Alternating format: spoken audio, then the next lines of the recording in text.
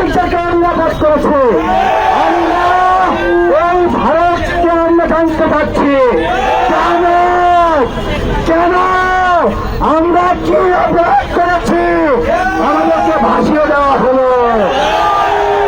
সোজা কথা, আমাদের স্পষ্ট কথা, ওইখানের কর্মকর্তাদেরকে আমরা দেখতে চাই, আমরা শুনতে চাই তাদের মুখ থেকে তারা যেই ড্যাম 31 বছর বন্ধ রাখলো, সেই ড্যাম 31 বছর পর খুলল কেন?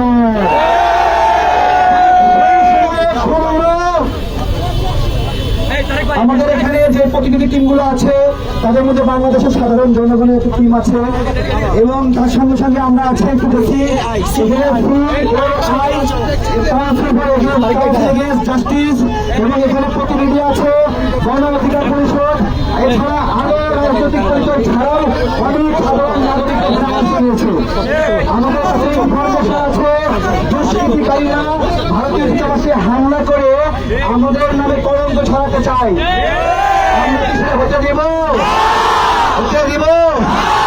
আমরা কি চাই? আমরা চাই আজকের মধ্যে সমস্ত কাজ বন্ধ হবে। শুধু তাই নয়, আমরা স্থায়ী সমাধান চাই।